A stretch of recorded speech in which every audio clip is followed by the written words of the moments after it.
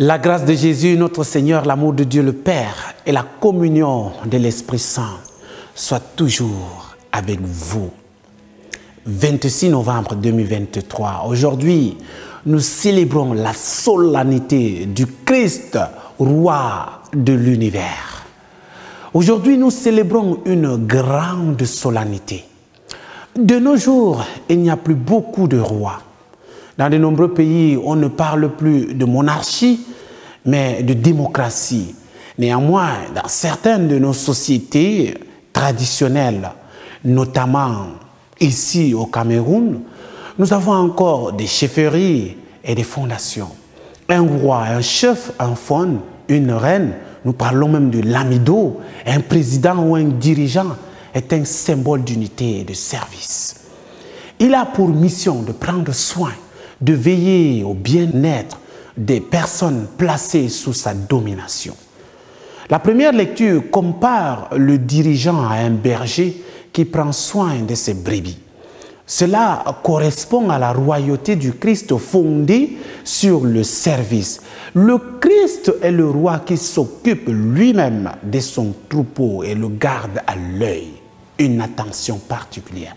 De même qu'un berger garde tout son troupeau en vue lorsqu'il se tient debout au milieu de ses brebis dispersées, de même, le Christ gardera ses brebis en vue, c'est-à-dire l'Église.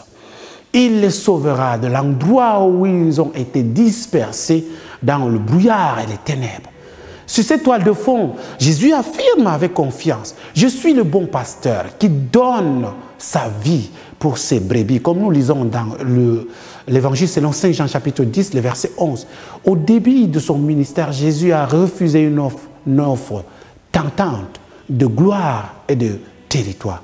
Dans Luc chapitre 4, le verset 8 à 11. Ce faisant, il a rejeté les gloires séduisantes des dirigeants de ce monde. Il a constamment résisté aux pressions de la foule. Une fois, après avoir nourri une foule de plus de 5000 personnes, celles-ci ont voulu prendre Jésus par la force et de le faire roi, comme nous le lisons dans Jean chapitre 6, le verset 15. Jésus a refusé. Jésus se réunit en lui faisant cette royauté. Jésus est roi. Il affirme clairement devant Pilate: « Oui, je suis roi. C'est pour cela que je suis né. Et c'est pour cela que je suis venu dans ce monde, pour prendre témoignage, pour rendre témoignage à la vérité. » Dans l'évangile d'aujourd'hui, Matthieu dépeint Jésus comme un véritable chef et roi. Jésus avait un pouvoir indéniable qui lui permettait de calmer et d'apaiser les tempêtes en colère. Il a même marché sur les lacs, sur les eaux. Malgré cela, il a utilisé son pouvoir avec compassion pour les autres.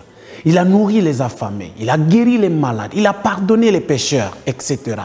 De nombreux pays et associations ont été rendus misérables, désespérés. Ils sont tombés de la grâce à l'herbe à cause des dirigeants corrompus.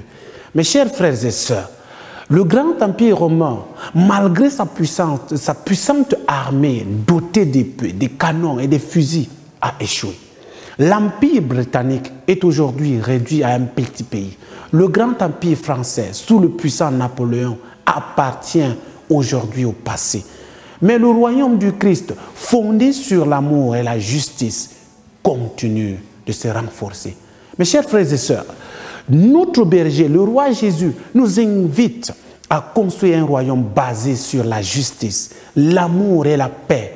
Nous devons soulager la détresse de millions de personnes, des souffrants dans ce monde.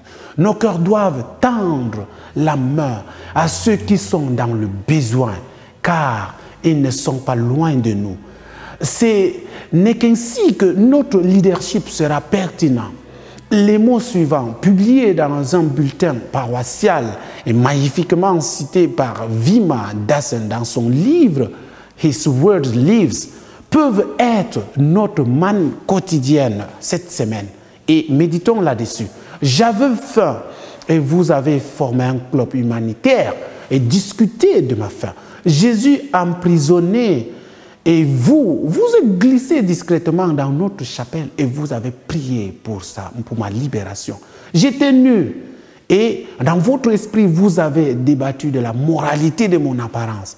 J'étais malade et vous vous êtes agenouillé et vous avez remercié Dieu pour ma santé. J'étais sans abri et vous m'avez prêché l'abri spirituel de l'amour de Dieu. J'étais seul et vous m'avez laissé seul pour aller prier pour moi. Vous semblez si saint, si proche de Dieu, mais j'ai encore très faim. Je me sens seul et j'ai froid. Voilà. Qu'est-ce que cela nous apporte, mes chers frères et sœurs? Notre vie centrée sur le Christ doit être toujours une vie de confiance. Que Dieu Tout-Puissant vous bénisse. Le Père et le Fils et le Saint-Esprit. Amen.